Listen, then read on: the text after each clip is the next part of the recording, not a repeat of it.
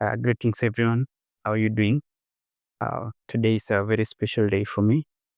I've decided to do this small thing, or if I can say, a mini book launch, just you and I to celebrate this thing that has been in my heart for so long, to celebrate the launch of my book, Chasing Ayana.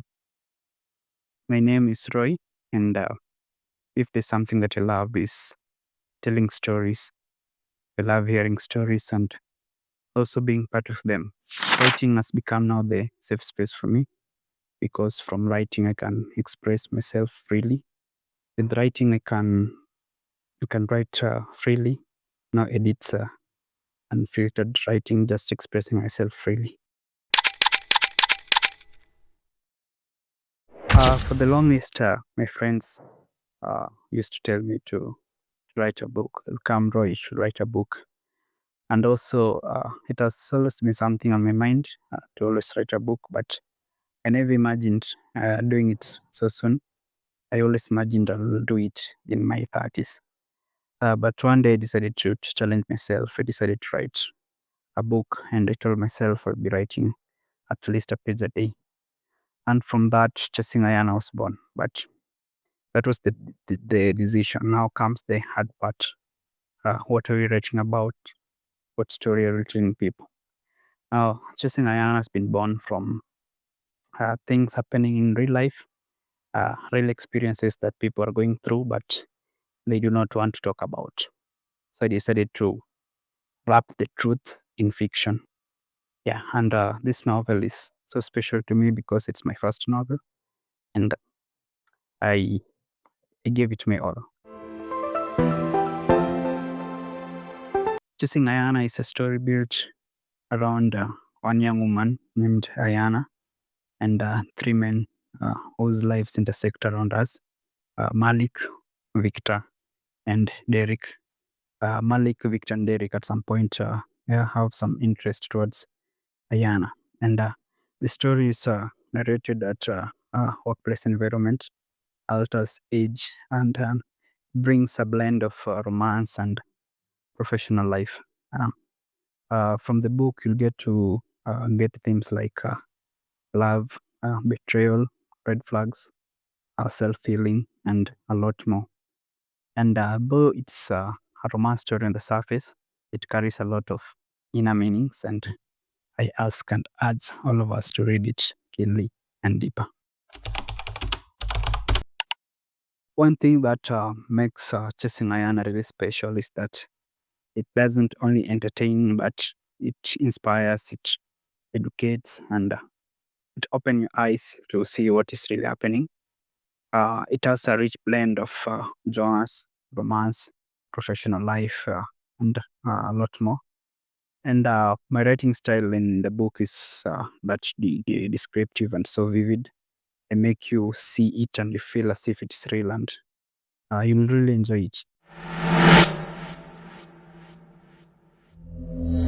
At this point, I feel I should read you an excerpt.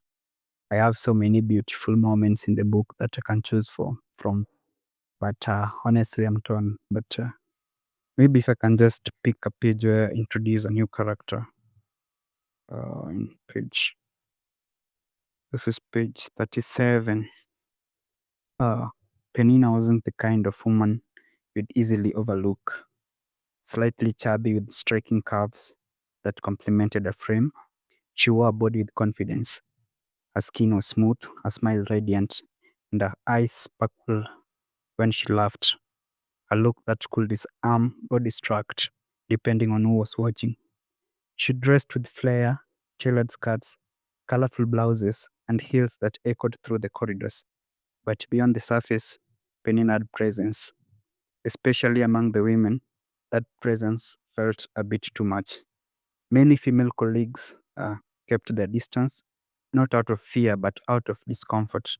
Penina had a way of making it known who she aligned with and who she didn't. She was particularly territorial around Victor, and that created silent tension. Her desk was stationed right outside Victor's office strategically. As the CEO's executive secretary, she doubled as his gatekeeper. She had already prepared the space, curtains drawn, desk dusted, tea set on the side, and a few snacks lined neatly. These tasks weren't in a job description, but she made them routine, and the reason was simple: Victor. She had feelings for him. That much was clear. Yes, he was married, and yes, everyone knew. But Penina wasn't just drawn to his looks. She admired his power, his charm, the way he carried himself. Her hints weren't loud but always intentional. A compliment here, a laugh that lingered too long, a gaze that said more than her words ever did. Victor, for his part, didn't entirely shut it down. He played along in harmless ways. He'd call her in for brief chats, show a teasing comment now and then, or let her stay a little longer than needed. It was a dance, subtle, unspoken, but alive.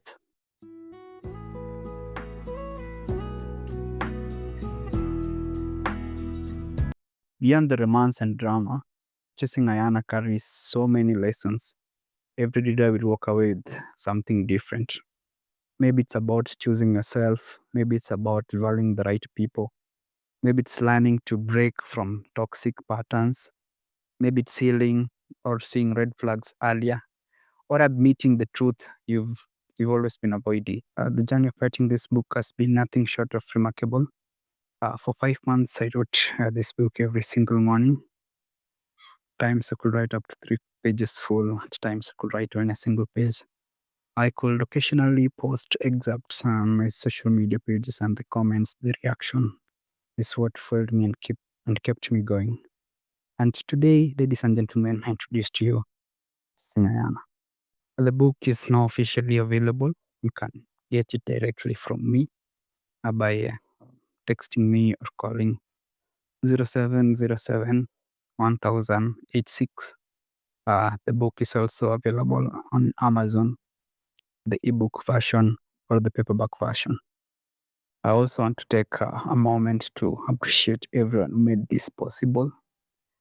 Dennis, who designed the layout and the cover page. My good friend Burlington, who proofread the manuscript and made sure that it was okay, and also came up with the idea of dividing the book into chapters. Robert, who wrote the foreword and has been such an inspiration throughout this journey.